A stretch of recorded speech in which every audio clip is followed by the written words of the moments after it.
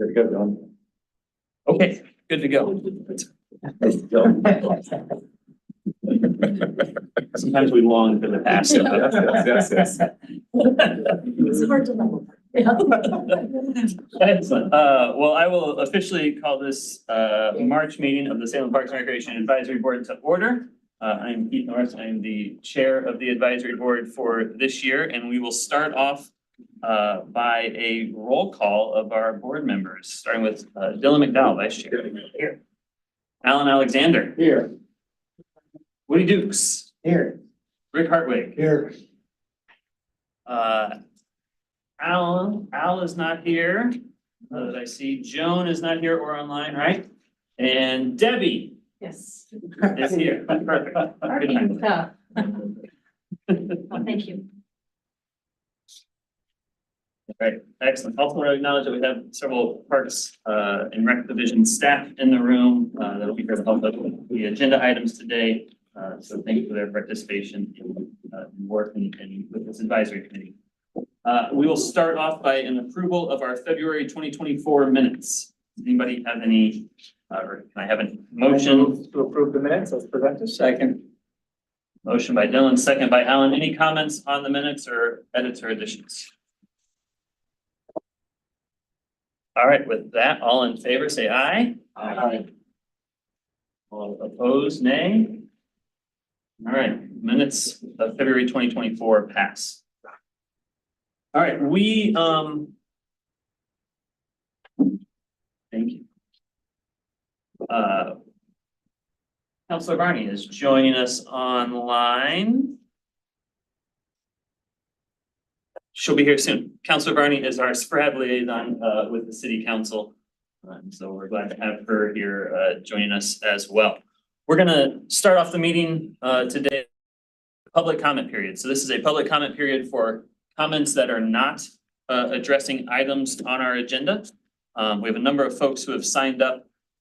If you are addressing items that are on our agenda, there will be an opportunity for public comment on those particular pieces later. But if you are addressing items not on the agenda, now is the time. We're going to give folks 3 minutes each to provide public comment.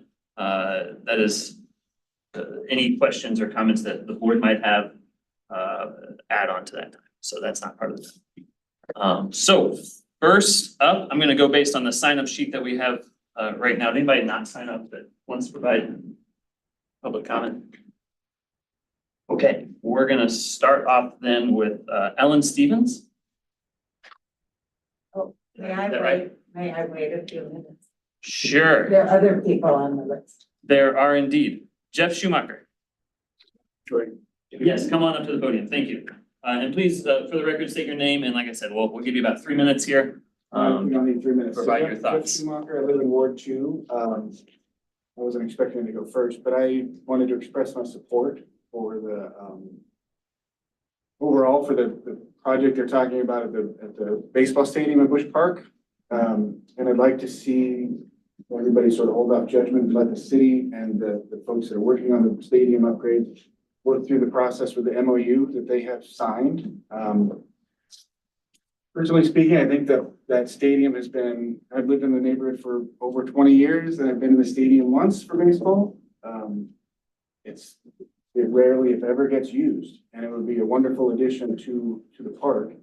See it actually built out so that it could accommodate high school, so that it could accommodate the Willamette and more adverse weather. And if there's a summer baseball league that can play there, that would be a terrific addition to the park, to our neighborhood, to the community in general. So I'm here to express my support for that. Great, thank you, Jeff. Any questions from Jeff? And for the board's awareness, the baseball project, which I suspect others are here to talk about as well, we are expecting to have a more formal presentation during our next meeting on that. So in terms of the particulars and details of that project, withhold those questions at this point. And any questions particular to the public comment, though, are free to ask them. Hey, Jeff. I have one question. Go for it. When my son was of the age, he played American Legion ball there. Are they still playing American Legion ball there? Not to my knowledge. Okay, it was Cook Station area at that time. Yeah, I don't believe that they are. Okay. But that's something we can look into next month. Second question, this summer league, is the Volcano Stadium not available, or they had a summer? We'll hold that particular question Okay. for the project, for next month. Okay. Because I think we'll get a lot more of that type of information when we actually have a presentation before us. All right. Until then, but thank you.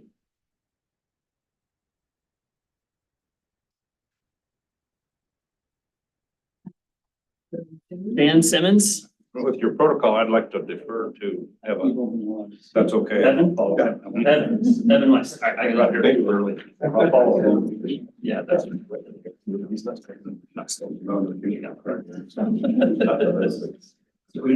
think Jeff.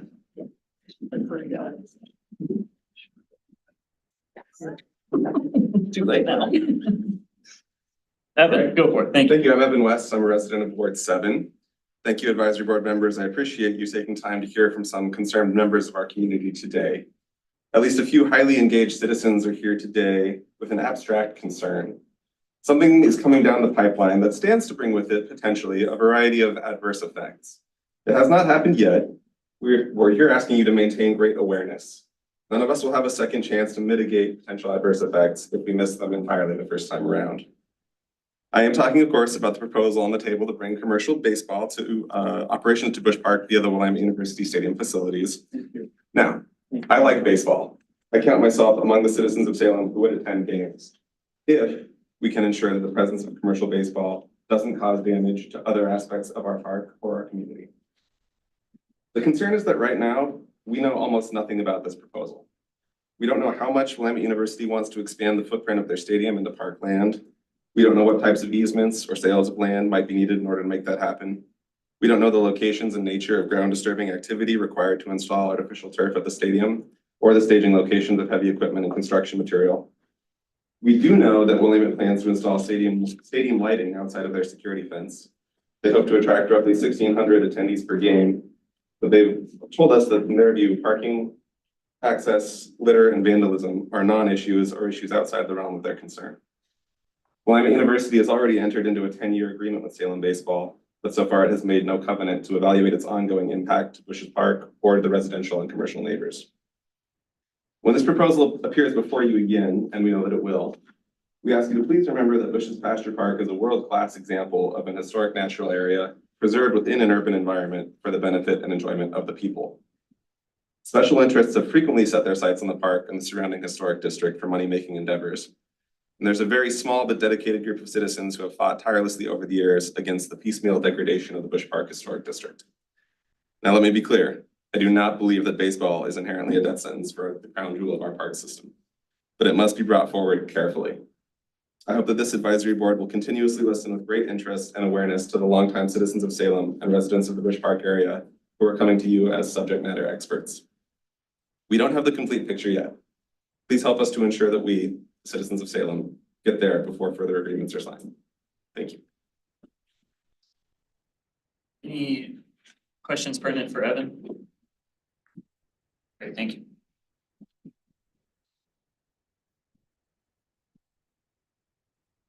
All right, Dan, take it away. Thank you, Mr. Chairman.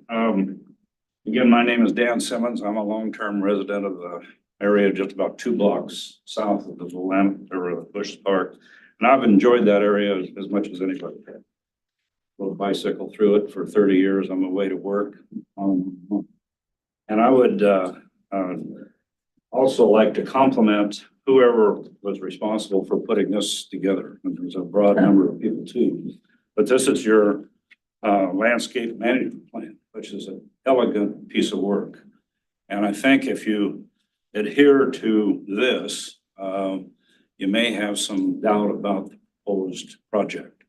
And I represent a growing number of people that came into this late. We didn't hear about it until fairly recently.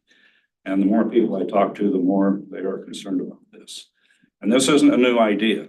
To answer your question, the owner of the ballpark, the Volcanoes, I called him to see if it was available. By the way, it is available. And he indicated that he made the same proposal in 1997 to the then athletic director at Willamette by the name of Bill. Some older people may remember this. Bill Crinden, who was an iconic person. And he said, "You're crazy. The neighborhood will shout you down because of the lights, the noise, and the traffic." And a similar one was also vetoed in 1975. And there's actually a reference in this document to that particular one. But relative to the plan, and I really admire whoever put this together because he did some statistically valid sampling of the neighborhood. And the thing that people want to do in the park is to walk, solitude, picnic. You go, and that's 80–90%. Actually, on third on the list is kind of surprising, but the Salem Art Fair. And they really love that. But you go down the list to 13th place, just above horseshoes. 1.3% want to watch or play baseball. Okay. Then you turn the page, and then the biggest problems that are confronted are overuse and overdevelopment. So I think by developing proposal, as I understand it today, you're gonna run headlong into the biggest concerns that you've identified in this document. More to follow, but that's probably my 3 minutes. Thank you very much. Folks, thank you, Dan. Any immediate questions for Dan?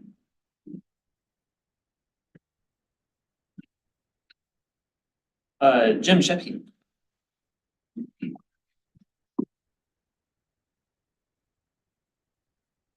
Thank you, Mr. Chair, members of the committee. My name is Jim Shepke. I live in Ward 2. I've lived there 38 years. And I'm on the board of the South Central Association of Neighbors, as is Evan, as is Jeff. But I speak for myself here today.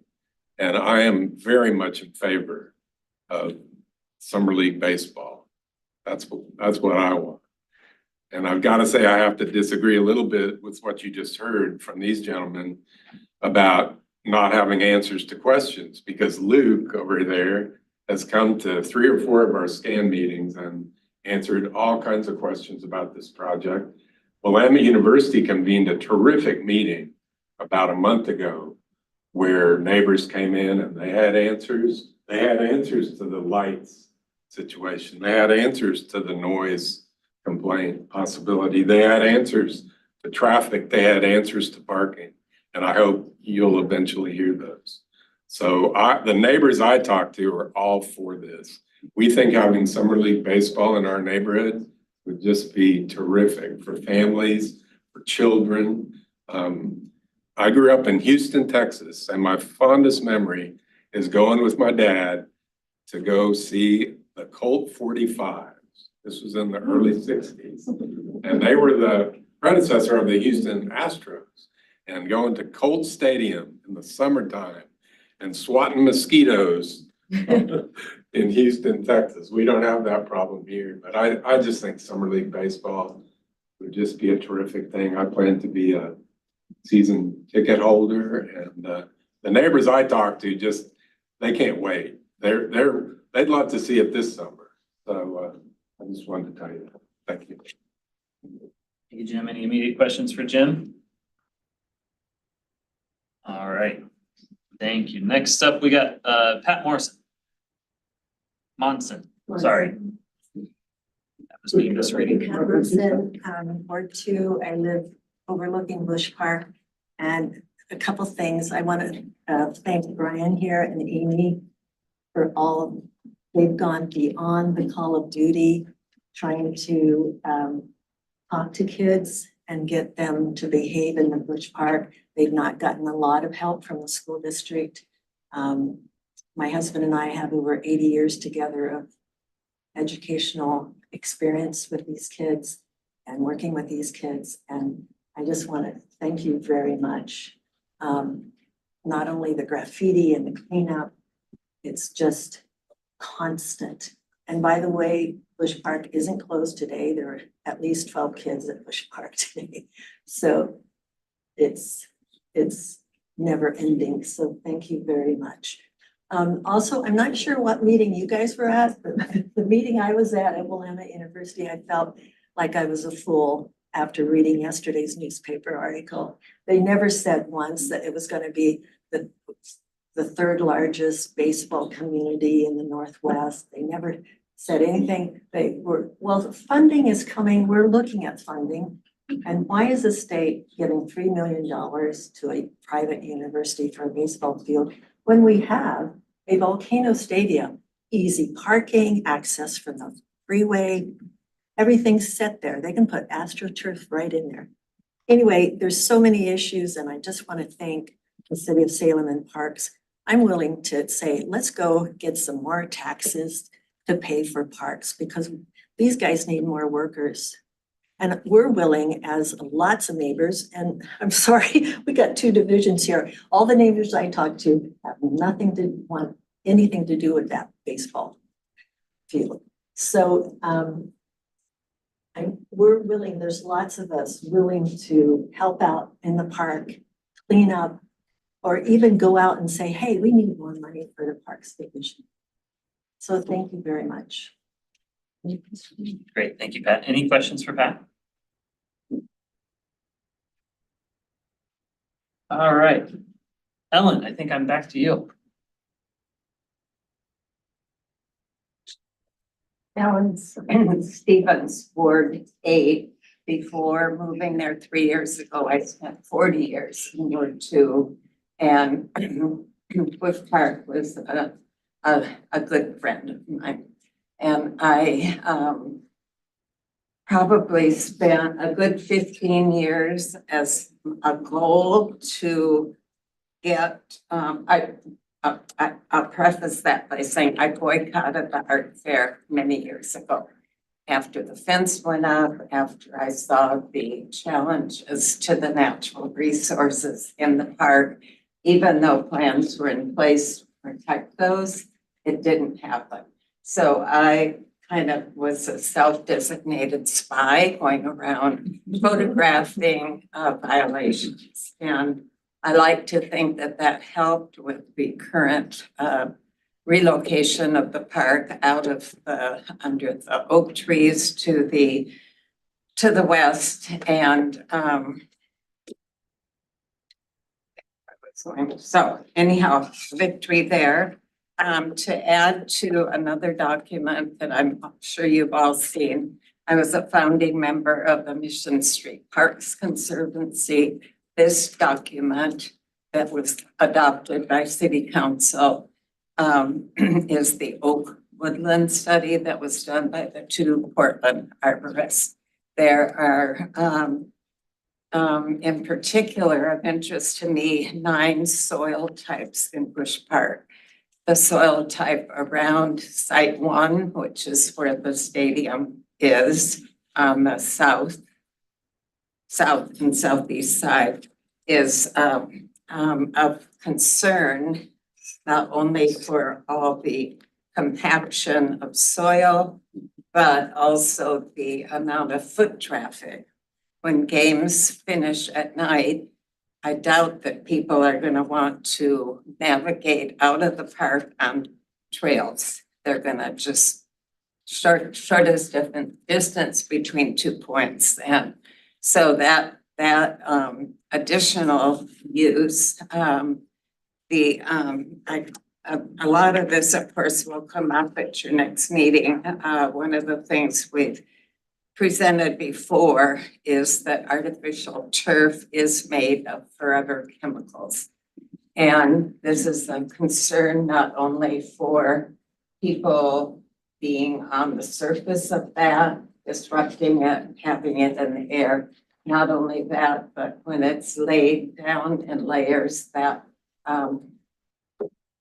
filtration that goes down won't stop in that immediate area. That will spread throughout the whole park. So again, and Governor Newsom is putting in place some California bans on the use of artificial turf. And so a lot of this, as I said, will come out and at the next meeting. Anyhow, that's it.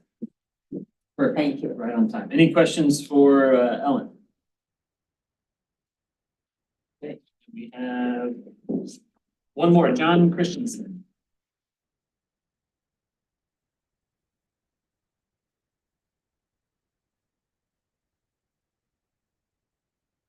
Can you hear me? I'm accused of being soft-spoken, so I'm gonna try to undo that reputation. My name is John Christensen.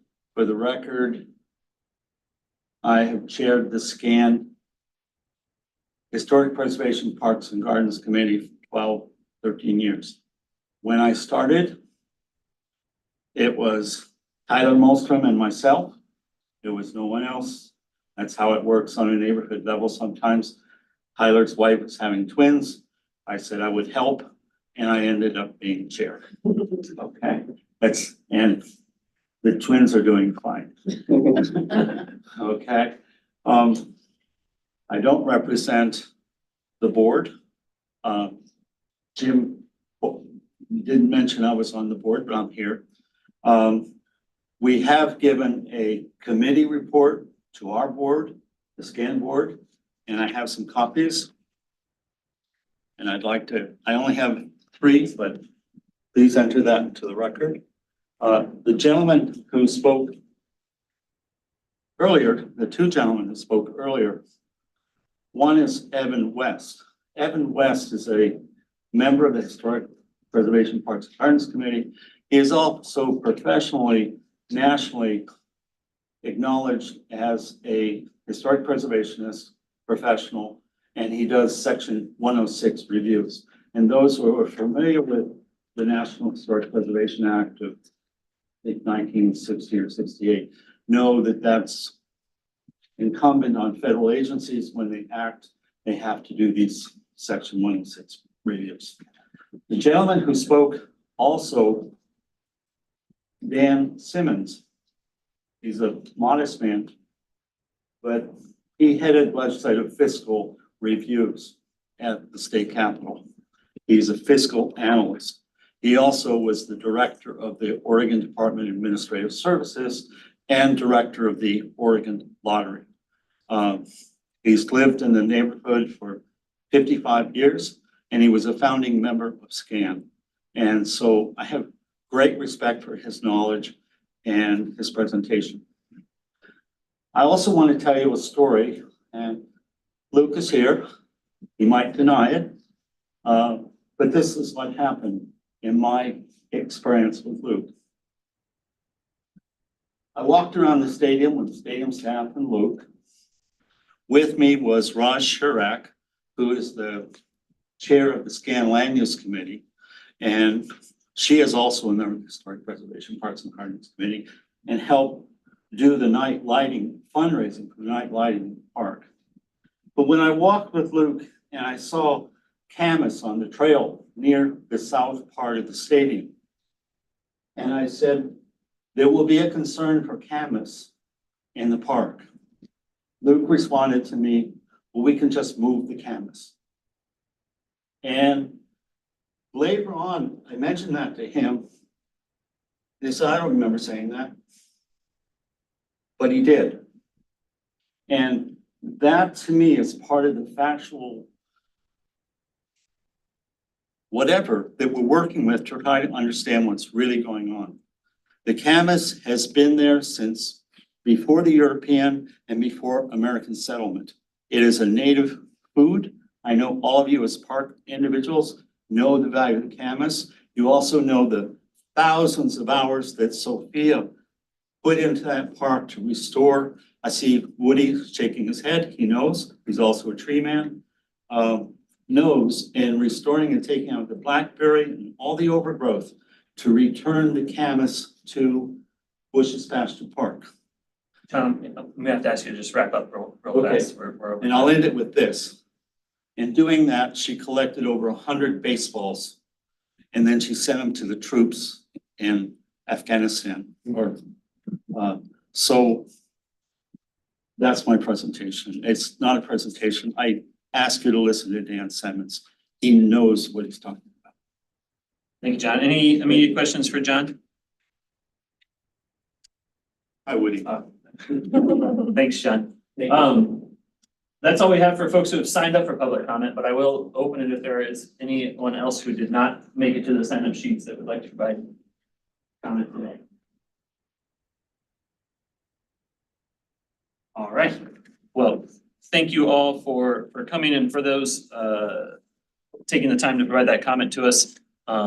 As I mentioned, we are expecting that we will have a more formal presentation on the proposal or on the project that is due up here during our meeting next month. So encourage y'all to come back and engage with us during that discussion or listen in on the board's engagement of that discussion when we have it there. So Councilor Barney, we don't have the time for you on the agenda, but I wanted to give you a chance to provide a few minutes if you have an update for us. I assume you can hear us. Yes, I can. Thanks. Hello, everyone. Sorry, I couldn't find my link to get in earlier. I meant to tune in like 5 minutes before the meeting. So thank you, Chair Norris, for giving me just a few minutes of time. I also wanted to show up today because I am very interested in the public feedback on the Willamette University Baseball Stadium renovation. And I'm looking forward to the SPRAB meeting in April when we get even more information on that. So that's one of the reasons I wanted to tune in, as well as just say hello. I'm really excited about 3 new committees that Chair Norris has put together, and I really appreciate SPRAB's work in supporting the city's greenhouse gas reduction goals, as well as the implementation of our climate action plan. So I'm looking forward to those committee updates, and then in the fall, those reports, and also being able to share those with the rest of my council members. Tonight is a budget meeting. Obviously, I'm on the budget committee, and yeah, tonight we will be looking again at the reduction scenarios, the 4 options that were actually first brought up on September 18th and October 25th. So we're going to really start looking because fiscal year 2025 is the budget that we're developing, and that runs from July 2024 to June 2025. And there are a number of things in, well, option 1, which is, I believe, staff recommendation. There are a number of things that impact Parks and Recreation, and I don't know what the most appropriate way is for me to get feedback from all of you, but I did want to just reach out and say, feel free to comment, ask questions, whatever, send me an email, because I would like to be your voice on the budget committee since I will be there at the meetings. I just wanted to pass that on. Yeah, I see those reductions that we may be looking at, and makes me very sad, but we need to do what we can do so we can balance the budget. And that's pretty much all I have to say. I just wanted to touch bases and see everyone. Thank you, Councilor Barney. Best wishes for the committee meeting tonight. I know it's a tough challenge ahead for that committee and the council at large in approving the budget. Anybody have any immediate questions for Councilor Barney? Anybody on the board? All righty. Well, thank you, Councilor. Thanks for signing in today. Thank you so much for the time. I'm going to be hanging out on the background. Okay. Sounds good. Thanks, Mickey. All right. With that, we will continue on with our board items and presentations, and we're going to start with the presentation from Rob on Riverfront Park Playground redevelopment grant applications. Hi, everyone. I'm Rob Rumnack. I'm the Parks Planning Manager for Parks. I did a written report in your packet this time, which used to be a common occurrence, but we've gone out of fashion. But I thought, in the interest of time, I would provide a written report. Today, I'm here to ask that you authorize the chair to write a letter of support for a grant application to the state parks, their local government grant application. The project that the grant would fund is the replacement and expansion of the playground at Riverfront Park. The city has plans to replace the very aged equipment there as part of the bond that passed in 2022. We also have, and I'll share. Rob, while you're doing that, just real quick, I want to acknowledge that Joan has joined us as well and is in the room and part of the meeting now. Just to update our roster as the meeting goes. Thanks, Joan.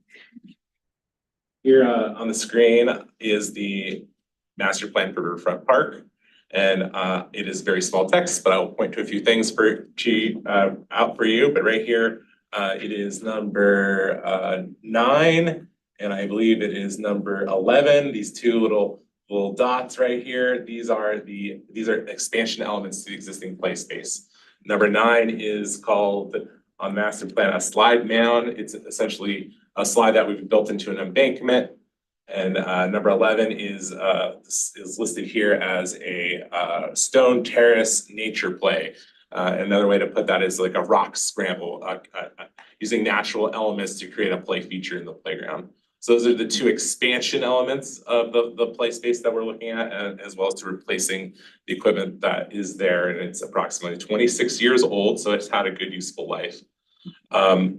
We have $600,000 from the bond. We have an additional $400,000 from park system development charges. That is enough of a budget to accomplish our project. However, there's an opportunity here to do extra to make this a playground, because it is kind of the city's main downtown park, to make it more accessible to a broader spectrum of users by considering, frankly, more expensive features that we can add to it, like fall surfacing around the play structure. You may notice that in our parks, typically we use wood chips. They're technically called engineered wood fiber. It's an engineered product that has impact attenuation properties to it. If someone falls off play equipment, it lessens the chance of injury.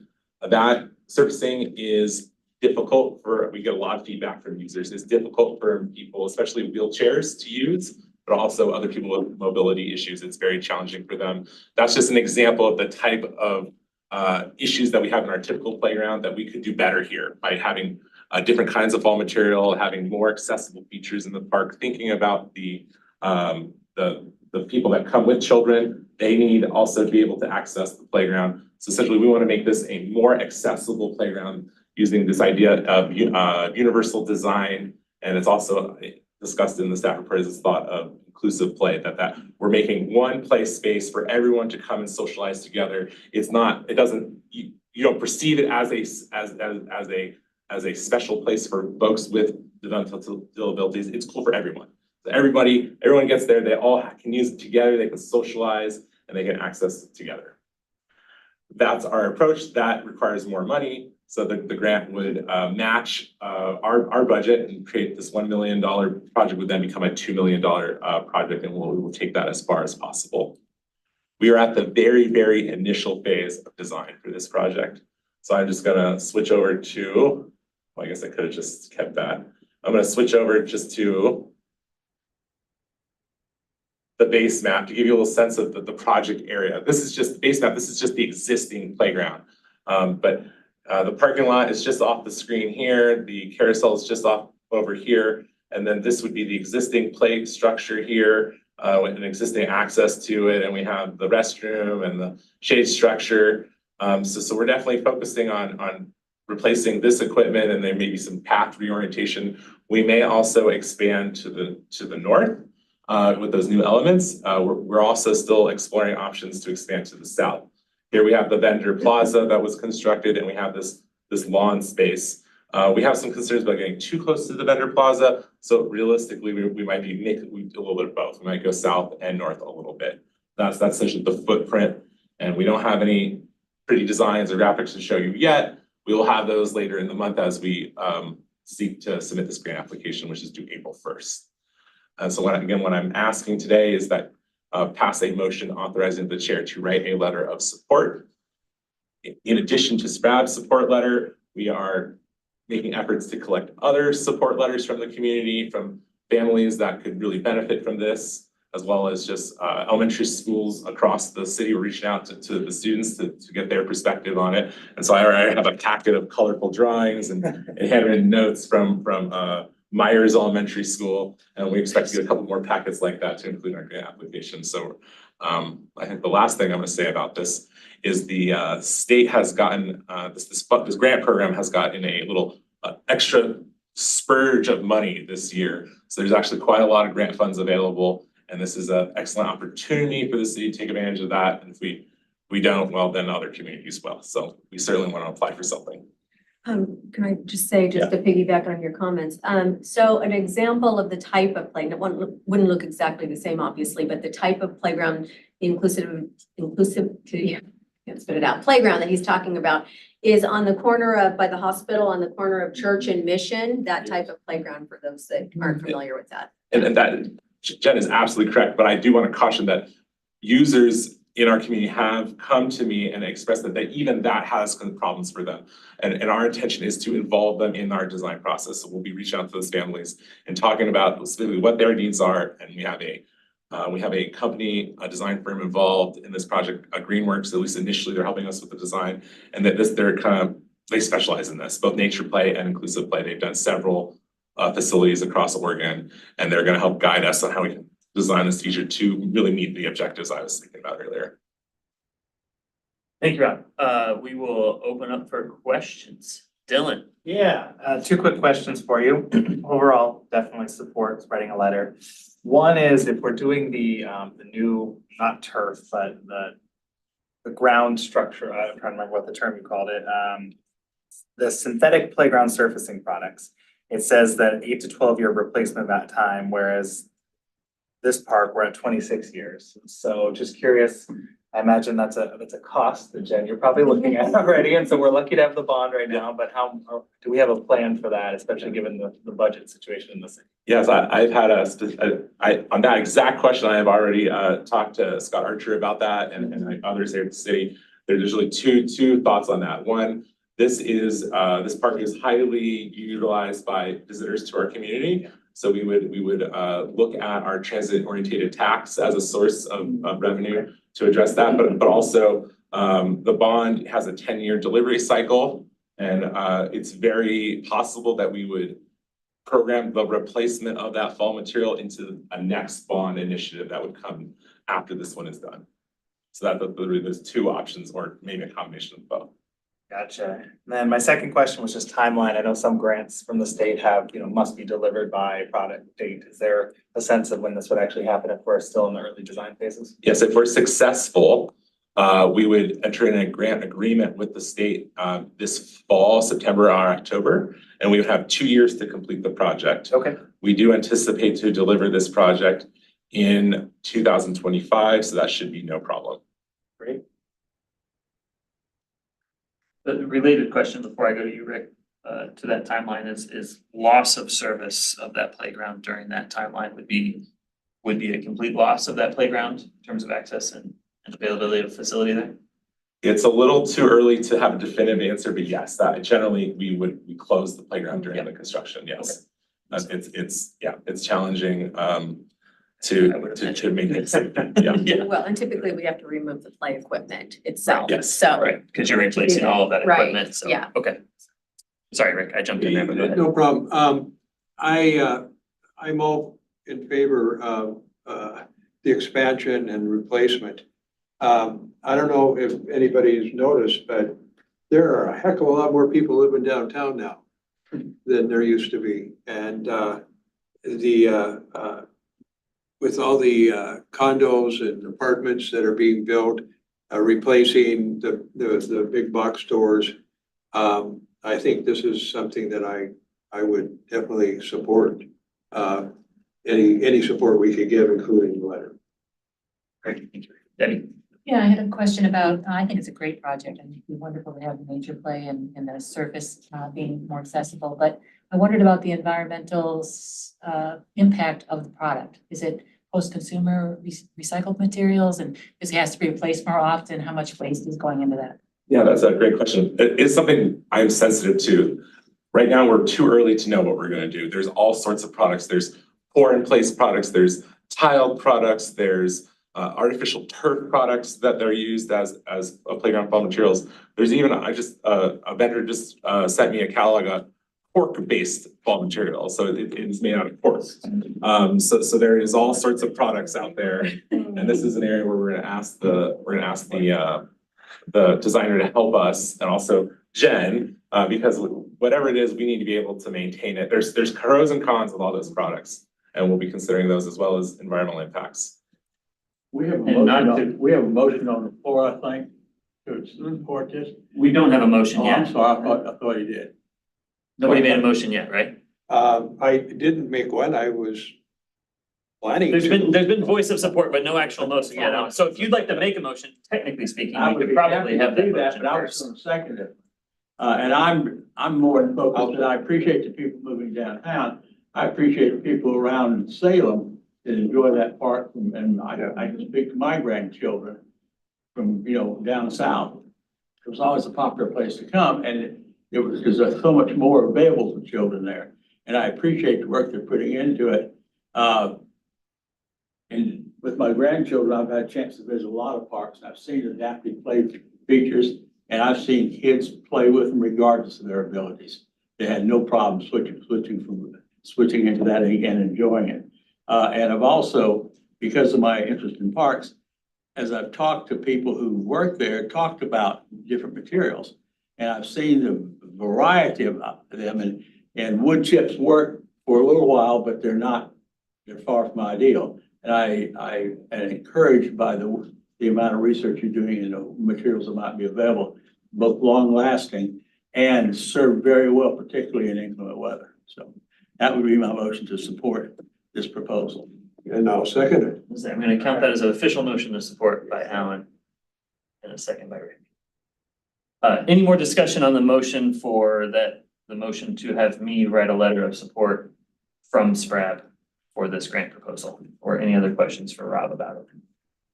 Wait, Has anybody done an evaluation of the fall protection material at the Cricket House play equipment at Bush Park?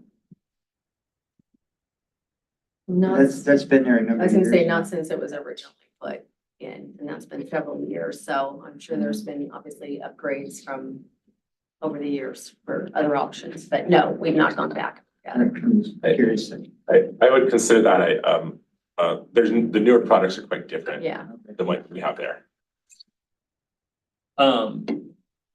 Rob, questions on mine, I forgot I had them, so I was facilitating the discussion here. You kind of talked about this a little bit, but the design kind of taking place, and I guess what's your process looking like for that? What's the timeline looking for that? And is that something that'll be brought back to SPRAB as well, and kind of our ability to look at that design and provide some thoughts on it as we've kind of already started doing? Right now, we are endeavoring to do a very rushed concept plan so we have a graphic for them to help us with our competitiveness of the grant application. The grant is due April 1st. At that point, the design team is going to change its focus to initial public outreach. So we're going to use that graphic to solicit an initial round of public outreach. Straw dog. Yes, and then Parks Planning will assess that, and we will likely have some competition. We won't just go with that designer. We have other talented designers in our list of landscape architects, and we're gonna select one to carry the project forward, and they will do additional outreach with the community as we refine that design for it. So it's a little bit of a convoluted process, but definitely anticipate outreach and engagement, both focus group with certain groups we want to talk to, but also broader community engagement. And then probably for the end of the calendar year, we'll have a pretty dialed in design. Excellent. Any other comments or questions? Okay, well, all of those in favor of Alan's motion supporting the letter from SPRAB written by me, in support of the grant, say aye. Aye. Aye. All those opposed? Excellent. Motion carries. Guess I have to write a letter before April 1st. Will help. We're hoping for a masterful letter. I do pride myself on my letters now, so we'll see how it does. Excellent. Next on our agenda. Sorry, I didn't ask if there was public comment on that. You should tell employees. Your employees. I'll just talk privately. Okay. Sorry. Buzzed over my typical approach.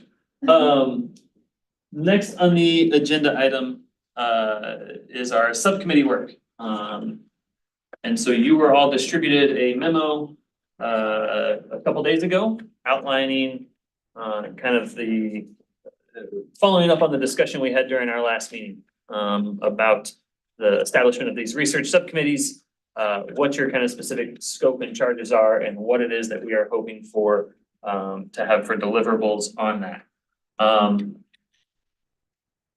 Rob, were you gonna bring that? I can pull Were that you up. planning to do that? Yeah.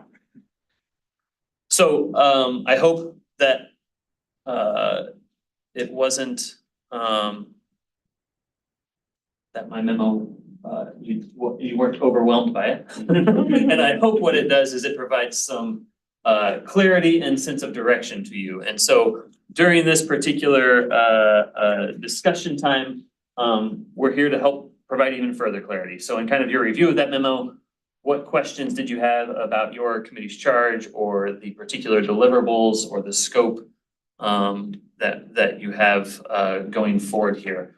I know it sounds like a lot if you think, I think the first presentations we looked at are coming out later this year in October, right? So my hope is that maybe each committee will kind of give their recommendation at a meeting, and we'll do that over the course of 3 different meetings, 1 for each committee. And so the first one of those in October, so that's a little over 7 months or about 7 months away. And so hopefully that's enough time for you to spend an hour or 2 a week here and there in kind of this work. But in coming to a conclusion where we can provide a good, robust and well-supported recommendations, right? In that memo, we've outlined a number of questions and data points. I recognize not all of those data points will necessarily apply to your specific scope, or that we will be able to find out that information. But I hope what it does is it kind of sends you down some pathways of seeking that data, get you to dive a little bit deeper than we might otherwise. And regardless of kind of what data you can find and locate, that you'll be able to produce some well-supported recommendations that we can then consider taking to city council and helping the city achieve the greenhouse gas emission reduction efforts. So with that, any questions, any issues you're foreseeing, any further guidance you'd like to have? Debbie? I would like to know where the city is because reading some of the stuff that was handed out in the last packet, it sounds like they've been transitioning to electric equipment for a while here and there. I just want to know, like, what's the status on that now? Is it 25% now that we've transitioned, or 5%, or? And Good. Yes, good question, and Dylan's gonna piggyback. Because I had a similar question, is I guess to that point, because I think it applies to all of them. I wonder if there's any way that Juliana could kind of like give each group a memo, so to speak, of like kind of just compiling what exists already. Because I imagine she has done a lot of that work. And I know that when I was on the climate action plan, there was a lot of things that were given in terms of some of the reports and like what some of the strategies listed of.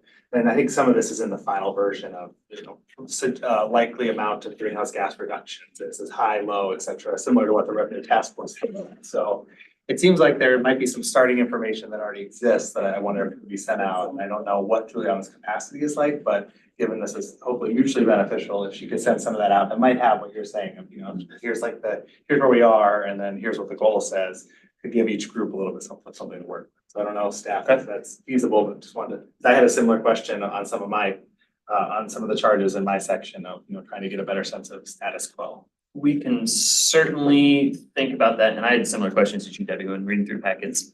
I also saw where Portland, I think, just said, we're doing this, so. Yeah. So you've got a lot of data for you and Joan to kind of dig into on that perhaps, but Joan, you had a question as well? Well, I would, I'm wondering if, you did any research about what can be done with the batteries once they're expired? I haven't, looked at it yet to see what happens to them. Yeah, I think that's probably a good area of question, right? That's kind of the externalities approach of like, all right, we make this decision, what's the cascading effects of that decision, right? And certainly the battery disposal and concerns there are part of electric equipment. That's a big concern with like electric vehicles and like, what do we do with all of these things? So the city might have some information on that, but I think regardless, kind of delving into that of how other cities are grappling with that is a kind of point of inquiry for your committee. Did we want, in terms of your and Juliana's ability to provide some of that data, did you have thoughts on that? Yeah, I was just gonna, and kind of toward the end of the memo, there's the comment that we'd be happy to connect you with staff and I mean, if I don't know if Juliana has capacity to write memos, but we certainly could have interviews, so you can sit down with staff that knows the most, and you could ask questions of them and I would love to do that. yeah, So- yeah. And I think what might be helpful for you in that endeavor, if I can speak for you, is having from each of the committees kind of a list of initial questions that gets at that baseline data, so they know kind of what staff to bring into that interview. So if you can sit down as your group and say, okay, what is it that we need to know just to get that kind of initial start in there, and then they can kind of know where they can say yes, and here's some of the data around there, or no, we haven't looked into that, to your point about batteries, right? Like what's the starting point? So I think getting your group together and kind of going over those initial points of inquiry will be helpful in guiding staff's ability to support us. So then should we connect with you, Rob, or I hate to put more on your plate, or should we connect? She'll make sure Start with me. she'll make sure I don't miss the the inbox can be pretty overwhelming sometimes, but she'll make sure. Go for it, Dylan. That's all right. I do want to underscore though, I think that's helpful, but I do think there should be things that Juliana likely has that she could send out. And so I would at least like to put in the request to her to see if there's things that, like active transportation, for example, I know there's conversations on their way with Chariots about bike share and things like that. And so just any tidbits that she thinks are helpful, even if I used memo very formally, but I mean it very informally of like, even if here's some links that you all should think about, or here's this page from the climate action plan that you might want to know about. And I imagine that a lot of that is living in a Google Drive or Microsoft, whatever folder that you all have that she might be able to farm out fairly easily. So that's kind of where that request was coming from. And then process wise, two thoughts. One is we have this 3-month stat of October to December, I think it said, for presentations. I'm wondering if we want to schedule those out. There's 3 groups that we can maybe check in the summer and see where we're at, but if we kind of have that target of, okay, this is October, we're doing this one, November, December, and kind of give us December. Yeah. Give me a long one. I agree. We can just give you December right now. That's what you're actually asking for. We're the third committee, so There you go. I was expecting December. My plan was to, do a touch point in kind of midsummer in a few months, see where groups are and work to schedule that out. But to Rick's point, we could go default. I think summer is great, but I do think at some point that'll help for all of us to kind of know when you really get, when you gotta. I will work to schedule that out before we get to October. Yeah, that sounds great. Or at least before we get to before September, I guess. Generous. Before September. Yes, no, I think that's a good point. I had a different question, I forgot it. I had made the note too that I think us all meeting with Juliana would be smart, and so I think that's reinforcing that it would be a good goal and kind of on this process. We should all try and schedule a meeting. Yes, and I think with that idea, because I could see value there. Again, kind of if you all can outline kind of what your questions might be, send those to me. Can I do that? Send those to me.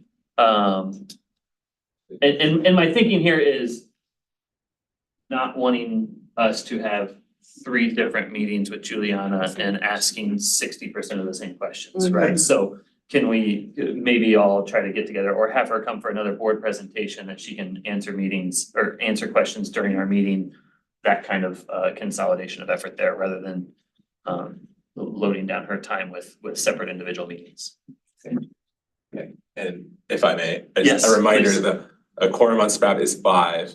And just for a little bit of buffer room, if groups of 3 or less communicate by email, that would be my preference, but certainly never have more than 5 members on an email together. That's very important. You're making the city lawyers proud.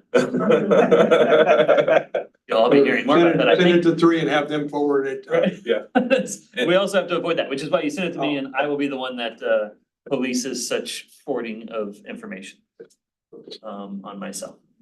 I just wanted to say that in terms of the electric vehicles, Chariots, I mean, I was on a committee there until recently, is transitioning to electric buses. Only a few at a time because they're very expensive.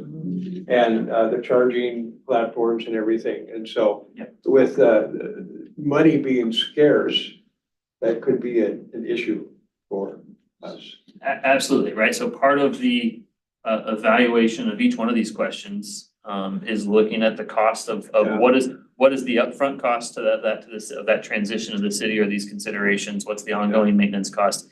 And again, those are specific details that we're not city budgeters, we're not necessarily gonna be able to figure out, but having guidance or general estimations that we have gleaned from outreach to other cities that have maybe already done this, I think is all valuable information to help support our recommendations. I don't want it to become like some of our master plans that have been there for more than a decade.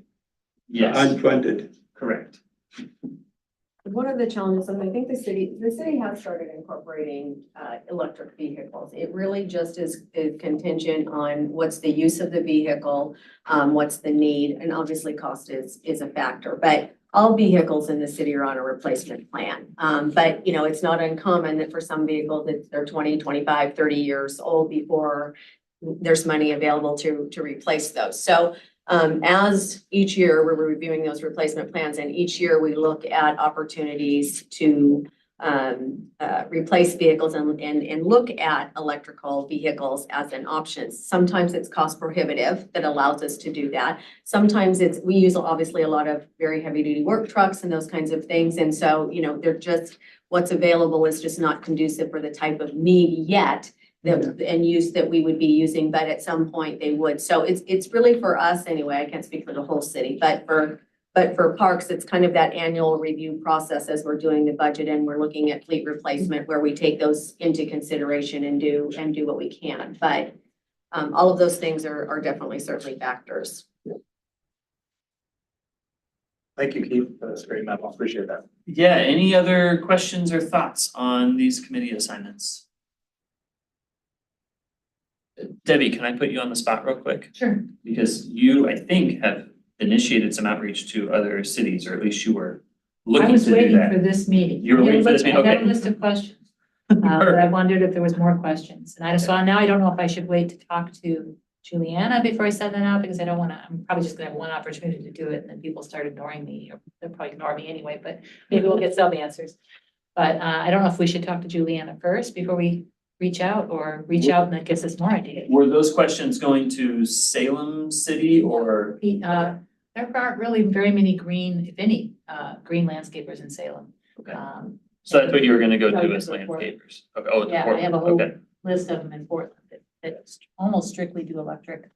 I just wanted to ask them, you know, the questions and see if they'll answer me. And real life experience is what you can't find when you Google things. You can figure out, how did they solve this problem? How did they, you know, do they have a charging station on their truck or whatever? Right. So, Yeah, how do they do it? Perfect, okay. so Well, I was gonna ask you how that was going, but it sounds like you hit the pause, which is I fine. was waiting for that. Was- so I'll send them out and then see where we're going. See how we do, okay. But appreciate that, that initiative and pulling that together. All right, if questions come up, feel free to reach out to me, and I can, provide you as much, guidance as I can. Or we can work with Rob and Julian and other city staff to figure out what we need to make sure we're producing, coming to some sort of conclusion in 7 to 10 months down the road here. Next agenda item then is another discussion where we are gonna take a look at our outreach materials for neighborhood association engagement. So this is an initiative that was led by Chair McDowell last year, where we, as a board, did a lot of individual outreach to neighborhood associations. And that, I think, at least my sense, is that was all well received. It resulted in a record number of STIP applications from the neighborhood associations, which was great to see. And so that is a continuing community engagement and connections that we are wanting to continue this year. So this is a chance for us to talk about that effort, kind of what worked, what didn't. Take a look at the presentation that Rob had put together for us last year. And if you all have any feedback on that presentation, if there's anything in that presentation that should be updated, or any slides that should be added, based on kind of the typical questions that you might have received during those presentations, et cetera. That's kind of our chance for this discussion here as we prepare for our outreach and engagement, this year and over the next several months. We'll talk a little bit about, assignments after we go through this presentation here. And with that, I think I'll turn it over to you, Rob. I don't know if you want to kind of go through slide by slide or. Give a very brief overview of the Perfect, thank you. presentation. Some of you may be very familiar with it already. It's 12 slides in the slide deck. The cover slide. We have an opening slide specifically about SPRAB and its role and its duties. We have more information about how to participate in SPRAB. Need to update the financing here and comment opportunities. Yes. Yeah. Again, this is 2023, so we will update all the all those. The time items. also. Yes, those will all be updated. Yes, yeah. This is also out of date. We now have 92 parks, so that will be updated as well, but this is the little information there. And 2,500. Yes, that's right. That's right, yeah. Nice. A little bit about park system, about funding streams and that will probably be a hot topic this year, I imagine. And then SPIF, and of course we will review the SPIF, but if you have anything that, while you were presenting last year, you thought, wow, boy, I really wish I had that extra info on the slide. Dylan? Just any examples of some examples of recent SPIF include, I feel like I said that verbally, but it could be helpful just to show the wide range of that. I think everything from soccer goals to art to shade structures. If you just include like ivy removal, just a few bullet points that show recent ones, I think is helpful just for folks to know, oh, I could think about applying for this. I think that's a good idea as well, just because it's not always a specific amenity. Sometimes it's exactly. projects like you're saying ivy removal or, restoration, those kinds of things, so. What about the practicalities of the grant? People were asking me, well, how do I apply for the grant? So then I talked to somebody who'd applied for grants and I got information about that and from you guys, but just something on there about how. The process. Yeah, what it looks like. And maybe. Is that your next slide? it Yeah, might- the next slide is the process. is the Oh, okay, timeline, I was gonna say, essentially. yeah. Maybe you put a contact person at the bottom there. Yeah, we have some blank space here. We could fill in some more Yeah, it about. says that you're notifying them about the process in September. Yeah, so I do. I mean, I'm actually the person who does it. So I send the information out in September and then there's continual reminders as well. But yes. And Debbie, I think were you thinking like very specific, like here's what the application looks like? Yeah, just a quick glance so they know what it looks like. Yeah. Just- Remove that mystery. It is kind of a mystery. Yeah, I thought I never. Well, and Get that information, they forget, because I know Jennifer sends copious amount of information throughout the process to include the forms and everything else, but they have it, don't know they have it. But, Yeah. But Yeah. I don't necessarily, I'm sorry, you're Go right. for it. I don't necessarily think it's a bad idea to have an example. This is what the letter of intent looks like, for Yeah. example, that we're gonna want from you in October. This is what the final application looks like that we're gonna want from you and things, so that they have some familiarity with it and what information they're gonna need to provide.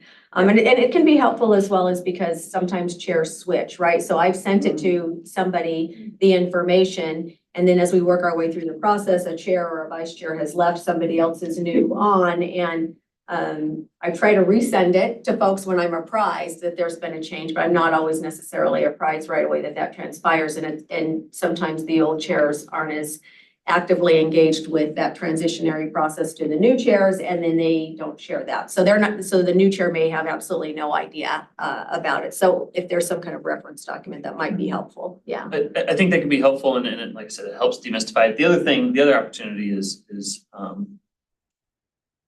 maybe providing some, depending on the sections, and I'm trying to remember if when we went through SPIF committee of various sections in there, but if there are common mistakes or common things of how you would like those applications to be filled out differently, right? If there's common ways that the common guidance we could provide, I guess, in there. It's an opportunity for that. That might be getting into a little bit too much detail at this point, but I think those are questions. And that I we don't could help know- answer. I don't know if it would be helpful or more confusing. There is a difference between SPIF projects and Salem Parks Foundation Yes. projects. There are two different grants, and I can't tell you, at least for folks to reach out to me, who completely call them different things. I have a lot of people who reach out to me and are talking about SPIF projects, and they're really not. We are involved in the Salem Parks, as Alan knows, in that process, but we don't give those awards out. We facilitate those projects, but it is a different process that we don't provide leadership, and it's not our money, in essence. And folks seem to think they're either one and the same, or they're confused as to who does what. And so I don't know if this is a footnote to be, this is this project. Salem Parks Foundation has another thing. Here's the contact information for Salem Parks Foundation for their particular grant cycle. And here's when their grant cycle runs, because it's intentional that they're not at the same time, right? So that neighborhood associations can utilize both grant opportunities if they so desire. So maybe a footnote relative to, we don't necessarily have to do that whole long timeline, but here's also Salem Parks Foundation grant, here's their timeline, here's their contact information for the chair when those come and differentiate, because like I said, there seems to be a lot of confusion for folks with regard to those two different programs. There is a bit of confusion because Parks Foundation, we require your approval of the project before we will consider it. But that's important because if you folks don't accept it, there's no use us considering it. So that's the reason some people say, well, who's doing this? Well, it is because we all make sure we're working in harmony. That's the reason we did our timeline to allow SPIF to work first and us to follow behind and make sure that this is a valid city-approved project before we go forward with it. Right. And the other thing is just little things when you're talking about an example of what the SPIF thing looks like. The Parks Foundation application is different, right? It looks different. The information that they're wanting is not necessarily the same that we want. And so I think having an example of where it clearly says maybe SPIF kind of thing would be helpful when they're looking. Because it's very, SPF, SPIF, it's very similar, which, adds to probably some of the confusion just by the acronyms. So. While we have a brief pause, I'm going to let a question come in from the audience. Yeah, so my name is Christine Young, and I'm just really new into any city kind of process or city engagement because of recent retirement. And so my question is, can a person, somebody, attend one of the neighborhood meetings? Because I think it's a lot easier, because you never know how this information is getting filtered by different neighborhood association presidents. And so I think at some point, like not September, but maybe February or something, someone, I don't know which month is the best, someone comes to a neighborhood meeting and said, this is the timeline, this is what we offer. Because I don't think a neighborhood leader always presents this thoroughly. Correct. And so, yes, so the neighborhood association is certainly open to anyone from that neighborhood to attend.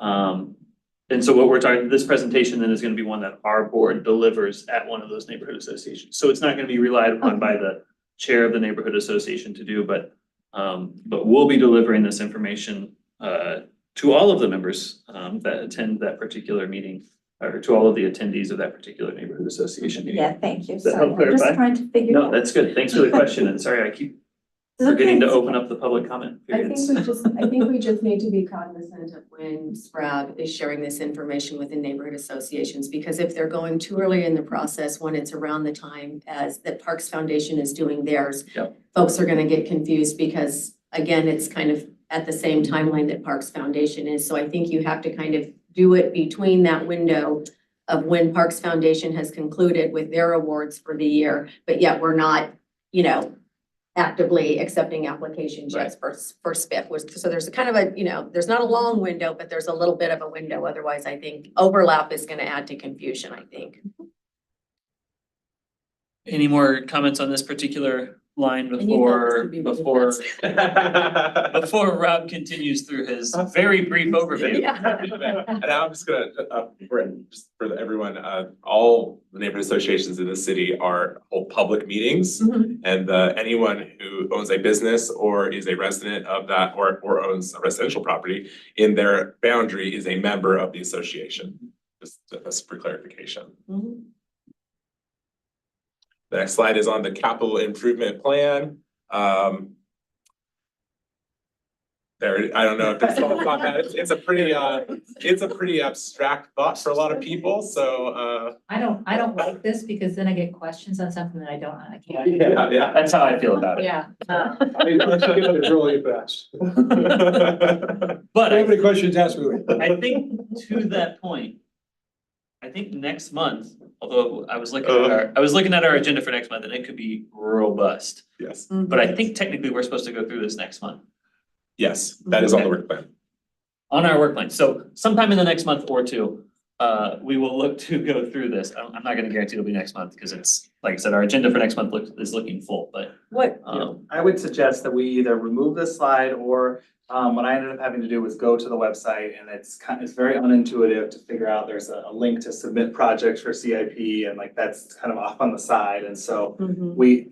that's what people need for the engagement. It's either here are the active projects that you can go advocate for, or here's how you submit a project. And so I think if that's what we want to tell people, those are the action items. And so I would suggest either we put that there or we just leave this off and then make that separate. I like that suggestion of making it be very specific to where's the opportunity for engagement that they can plug in and what's the valuable input they can have as part of this process. And that doesn't necessarily require a understanding of the entire process. Because I think where this has come up is that some of the, Rob did such a great job, I think, for all of us of giving us tidbits of what was happening in the neighborhood when we go talk, and some of those were CIP funded projects. And so in some cases, that's where it's relevant. So I feel like it's sometimes relevant to say, here's the list of CIP projects. If you would like to suggest some or go advocate to council, here's how you do that, and just kind of giving them that action.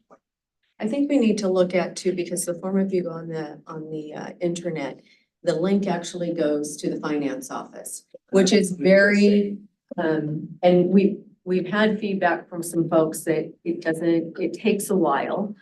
Or maybe repeatedly of folks, kind of submitting things. And I think that adds to kind of some of the ambiguity, because they're like, why am I submitting for a project to the finance office kind of thing? So I'm not sure why it's necessarily set up that way and for them then to try to filter it out. So we may need to look at if we're gonna provide a destination, that we need to have a more direct destination for folks to be able to give actually us that information so that we can review that and then we can provide that to the CIP manager and make it part actively into that database and that process. But when people are doing it online, there seems to be some difficulty with it getting kind of from point A to point, to that point.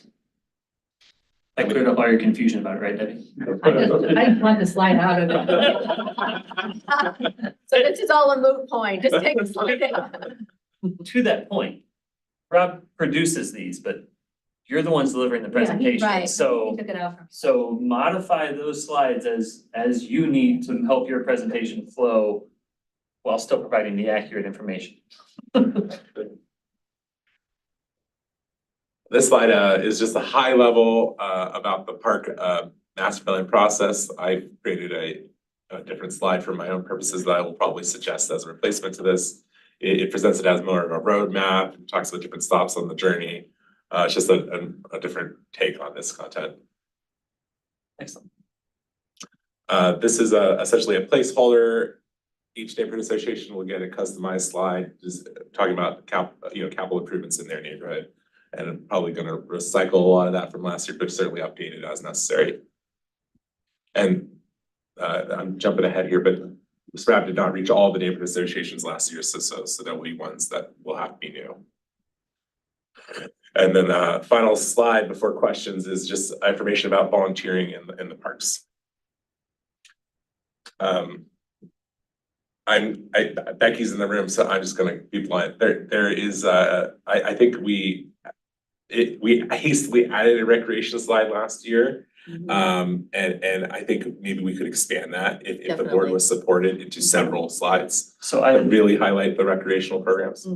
yeah, I think that is a wonderful addition. That was gonna be one I mentioned, right, of building out the recreation piece. The other is kind of building on the tree report, and I think that's getting, a little bit outside of the particular Parks and Rec division, but in terms of SPRAB and our overview, and I think some really fascinating and awesome data points about the city's forest.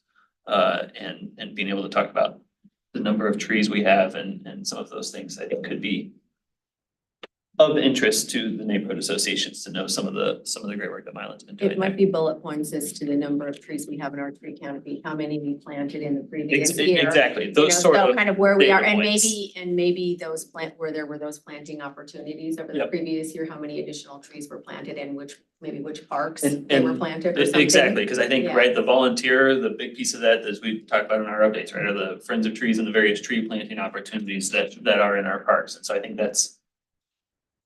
I found all that data fascinating. I think it'd be really cool for the neighborhood associations to see more of that data out of our trees. Yeah, but there is also planting that transpires, not with Friends of Trees, but Correct. those folks, Yes. it's just with, city staff and that, so I Right. think a more global picture as well. Yes. And one thing I ran into was time. They will only give me 15 minutes and I would talk really fast, so I'm thinking if it's a neighborhood I've already been to, taking a lot of this stuff out and maybe adding the tree stuff to that, kind of being flexible with it, and one I haven't gone to, doing the basic spiff grant, all that kind of stuff. And that's absolutely something that I think, right, we're gonna have to keep in mind, but I think in terms of our base template, having those slides in there and then that being modified to meet the needs of the neighborhood association you're at and the time, right? When I gave my update last year, they were in a completely different room. There was no projector, there was no way to have PowerPoint slides, so I just kind of wung it and had about 5-ish minutes to do so, right? So it was so we'll have that adaptability, but I think getting those in the base slide there. Alan, did you have a comment? I think it's been covered. It's been covered, okay. Somebody's hand was over here, right? Yeah, I can remember. My problem with my presentation was they put me at the very end. And they gave 10 minutes for the city councilor who talked for over 30 minutes. By the time that they got to me, it was way past my bedtime. And so, yeah, but it's like, okay, everybody has this a lot of time, but nobody adheres to it. And including yourself, but people are going to sleep. And I'm trying to, go through it, so, yeah, it's an issue, and every neighborhood association seems to be different. One of them that I gave to had a certain person that was responsible for parks. So they took care of all the SPIP stuff, they knew all about it, they did everything, and the other one, another association, I don't even think they exist anymore. And they had like 3 people in a Zoom meeting, and so A lot of variability. oh, yeah, and you gotta go with the flow, I guess. Absolutely, adaptability, that's what we're all about. Dylan, you have a thought? Yeah, just, I think adding recreation is a good idea. I think just trying to, once again, like CIP, what do we want to convey? So I think beyond just, we have a lot of incredible programs, I definitely want to highlight that, but are there entry points for them in terms of what we want, where we want to get the word out? We want people to know about, if we're doing this in the summer, do we want them to know to sign up for summer camps, Strive, things like that? Like just, given all of this about time, I'd be careful to add too many slides that could just be very general, but trying to think like, what are those key action points we want to give people? Yeah. I will work closely with Becky on this. My first thought is that there will be lots of slides and then some of them will have seasonality to them and we'll kind of suggest, depending on when you're going, what's are most relevant. That's good, perfect. All right. Last thing, Go for it. I was gonna move us on, so okay, last thing on that, just going back to the tree canopy issue, the city's about to release a new tool I'm very excited for. It's an assessment tool that lets us check in on where we're doing with canopy growth across the city. It's going to be publicly available, so it may be mentioned on the slide. And so you'll see that when we develop it.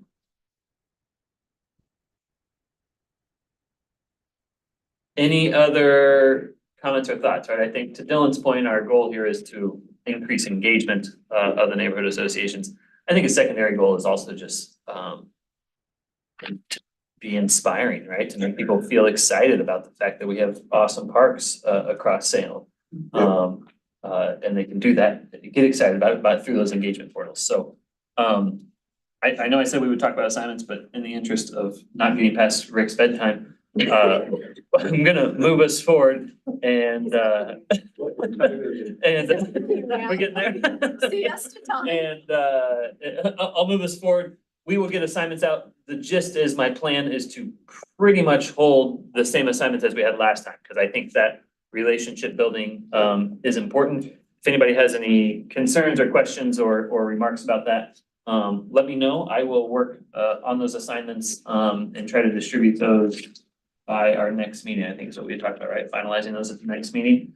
But yes, if you have thoughts on that, let me know. Otherwise, we will kind of default to what we had last time. Prioritizing those that we did not make it to last time, which was 6. A couple of neighborhood associations we didn't get to last time, so we will prioritize those. Rob has it all very wonderfully tracked. Yes. We also know that West Salem and Right. Fayrite neighborhood associations have specifically already requested our attendance and participation in their neighborhood association meetings coming up. So that's great to see. Any other thoughts or questions? All right. Next up is a discussion. Any other thoughts or questions?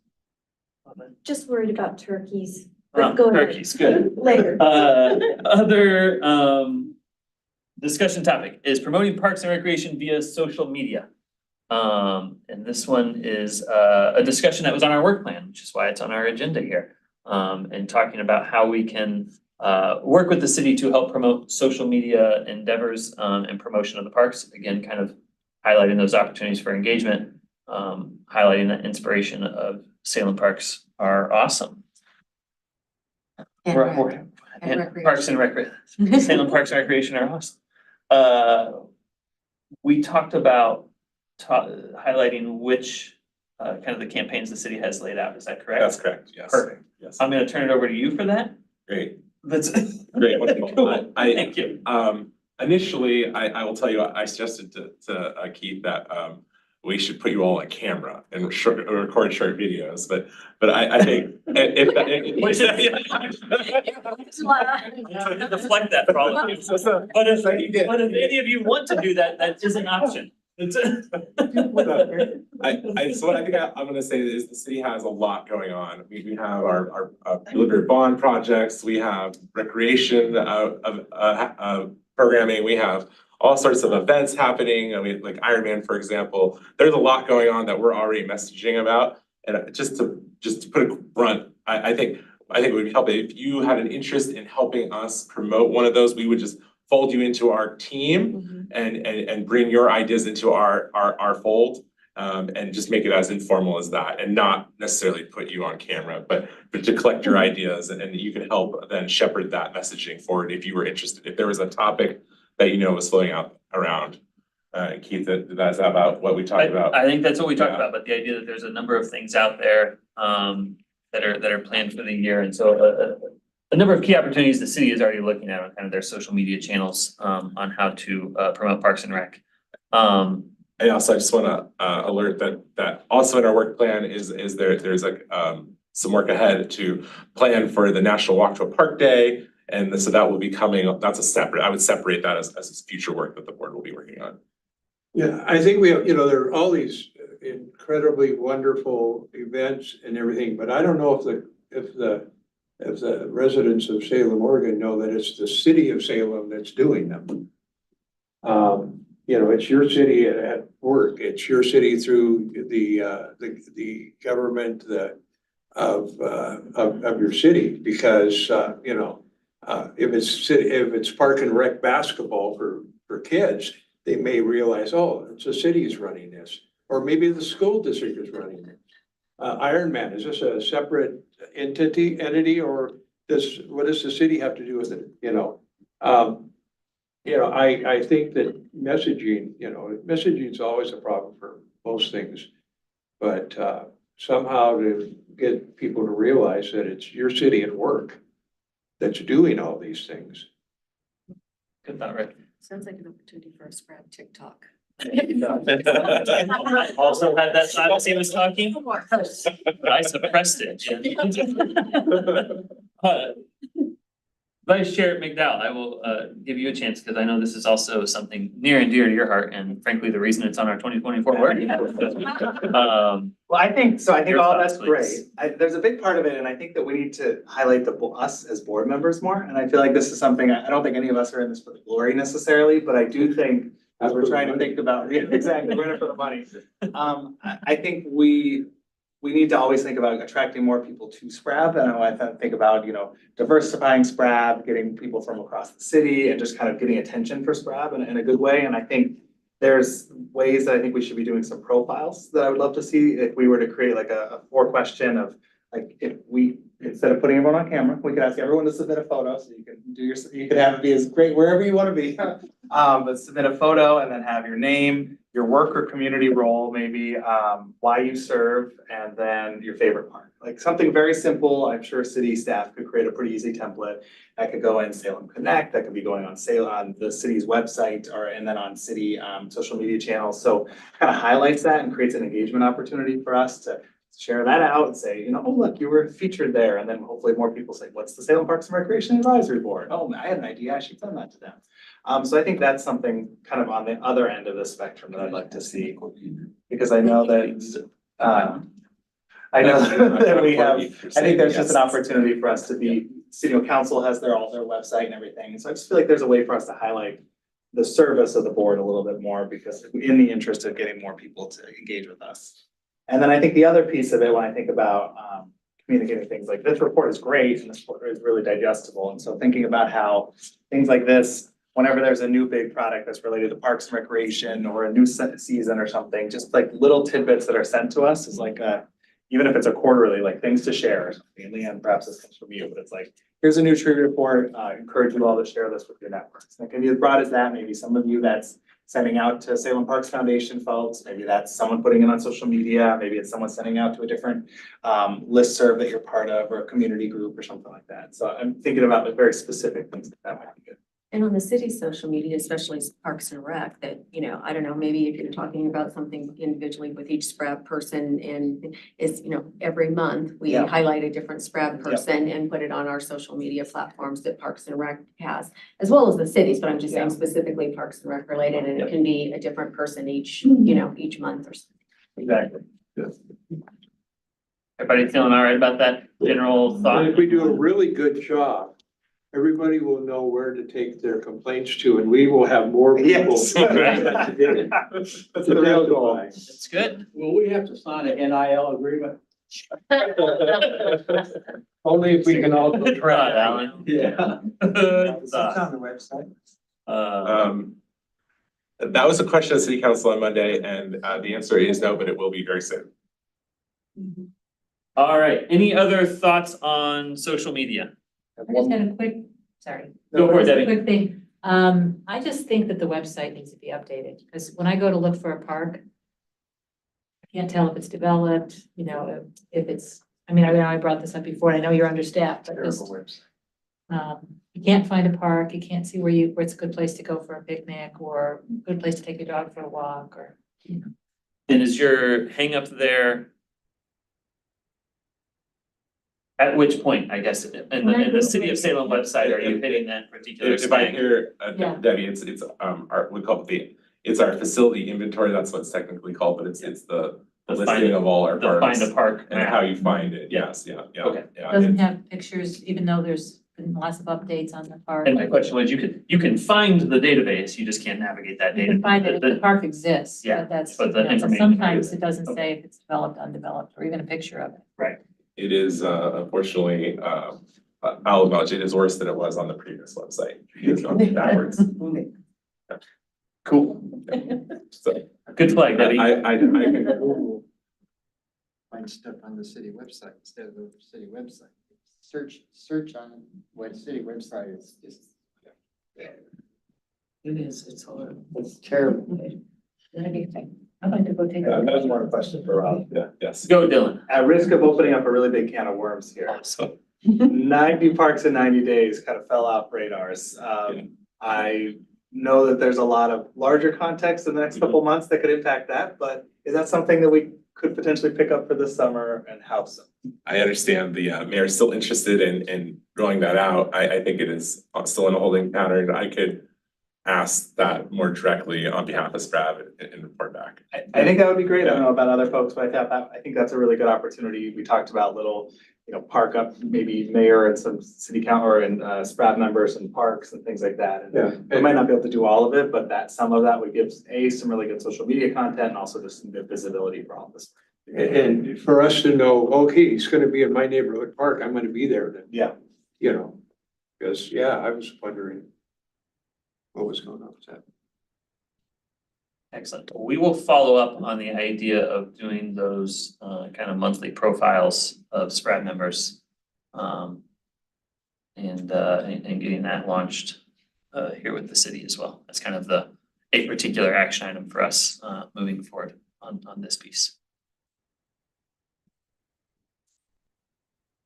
Debbie, I can work with Rob on kind of figuring out what or how SPRAD could maybe be helpful on the website I piece. mean, we could go around and take some pictures and just.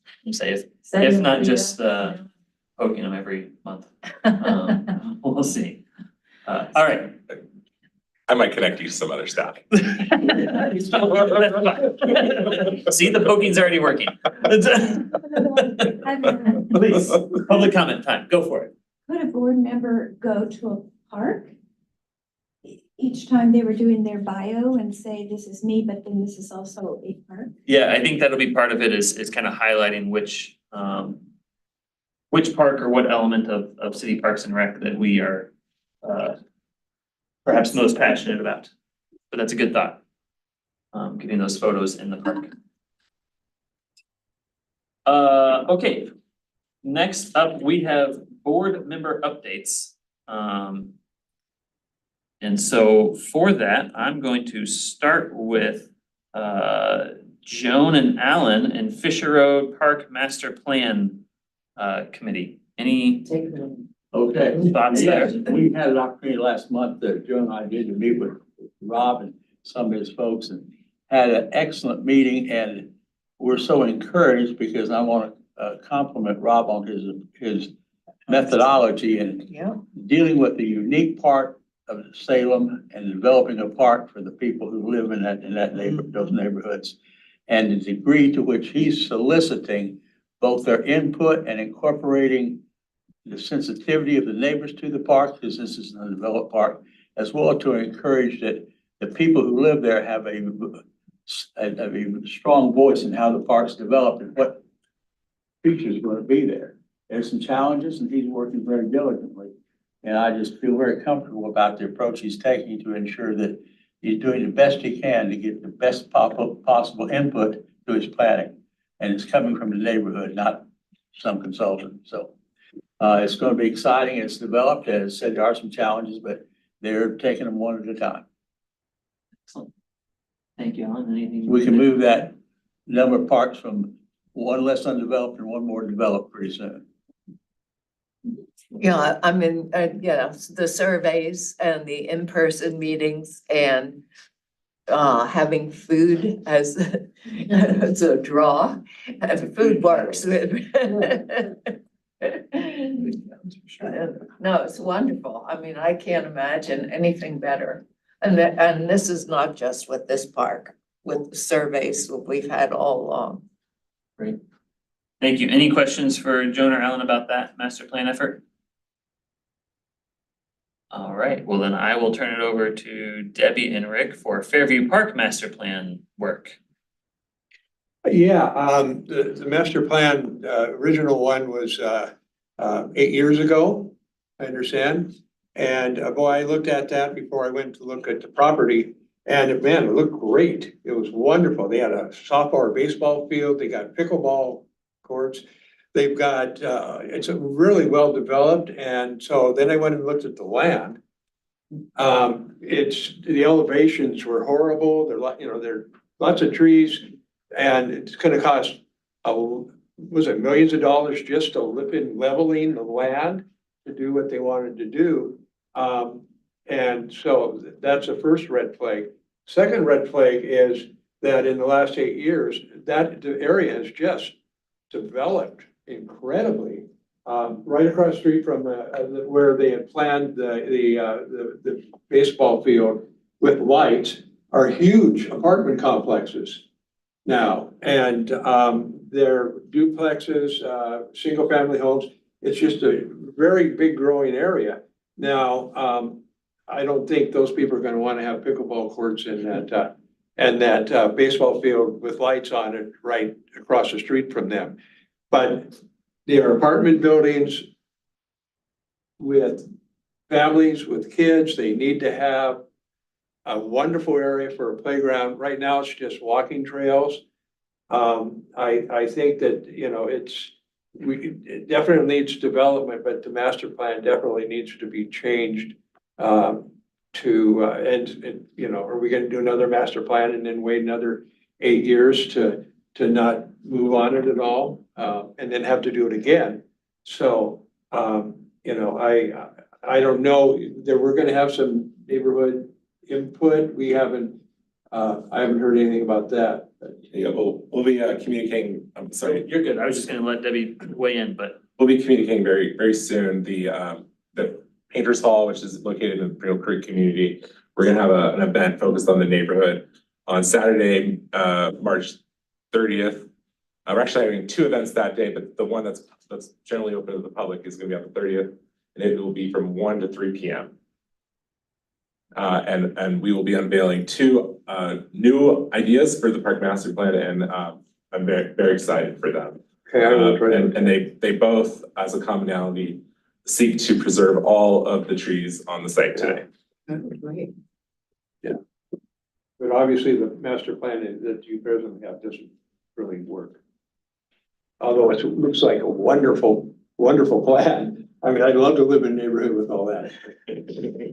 Debbie, anything addition you'd like to add to Yeah, your I work on wasn't, I that? wasn't able to go with Rick and Rob when they went to visit, because I was in Tucson, but Yeah. I did go there, and on my own walked around, and, I cannot believe how developed that place has become. I hadn't driven back there, Around there, yeah. and it really needs a park. It's an excellent opportunity, and the other thing that struck me was they talked about that little section putting in stores, so to make the walkability better, and I think that's really a good idea, because there's nothing for these people to go to without a car.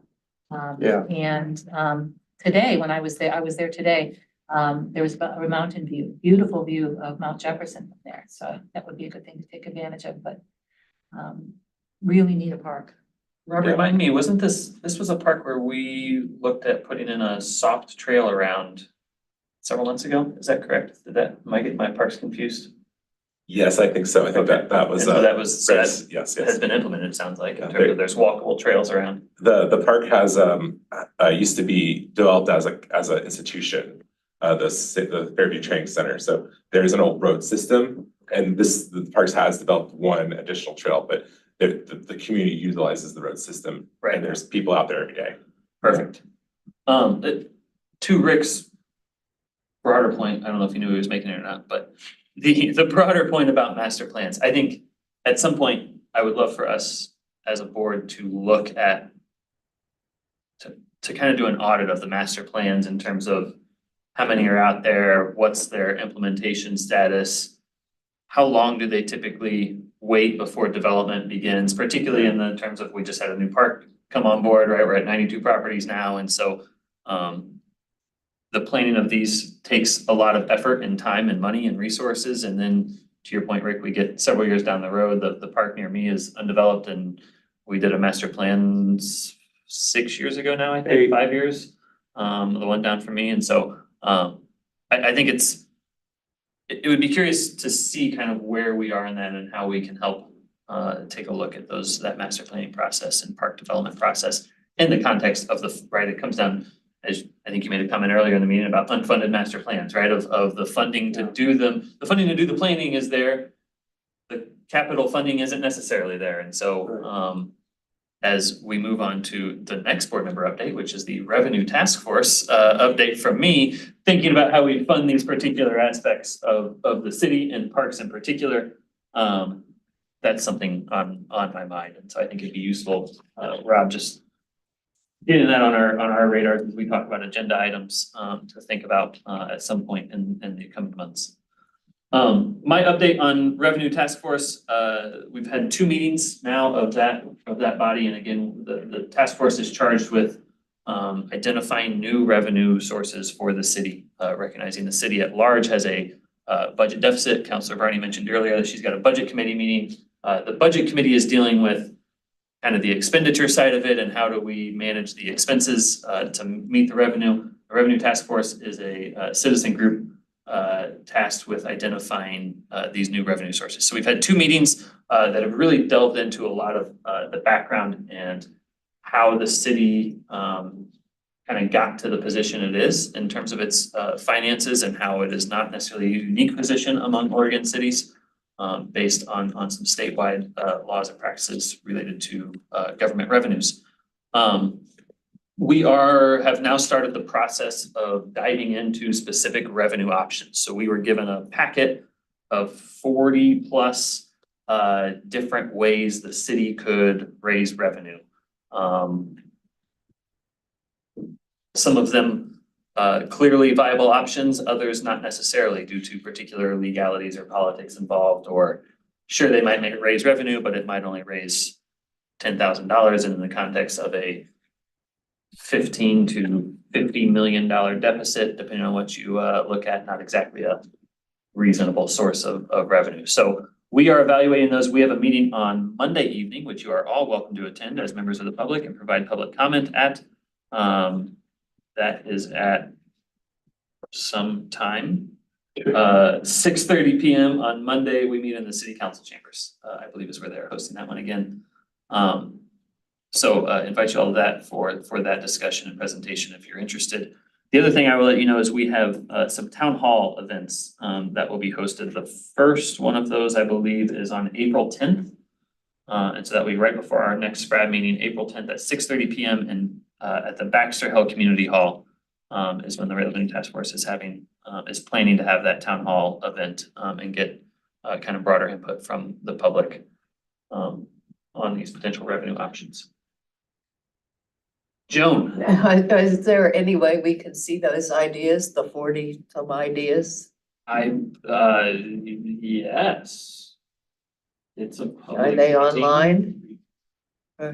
I assume it's part of the packet for the meeting.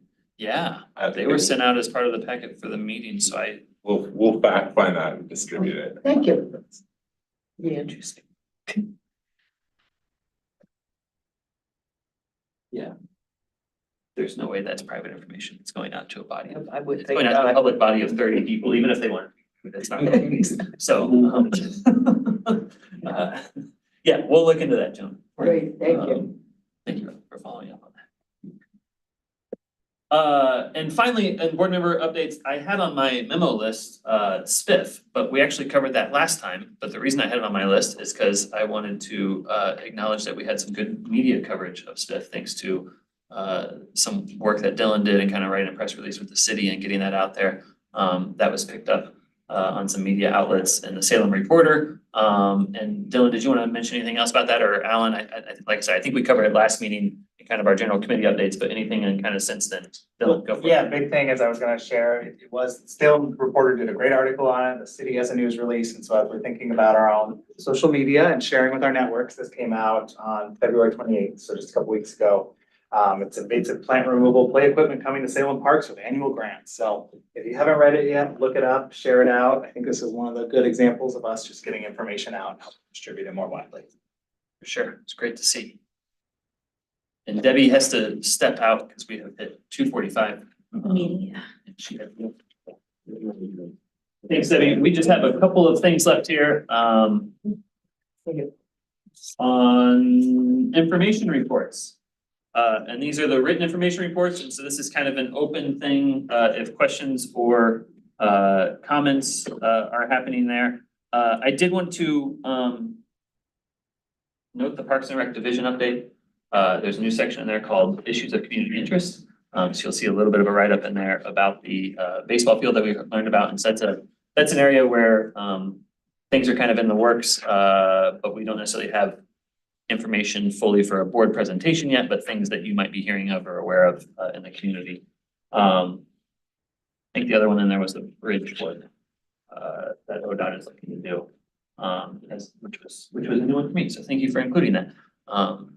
Any questions on the Parks and Rec Division update? Surprise. Dylan?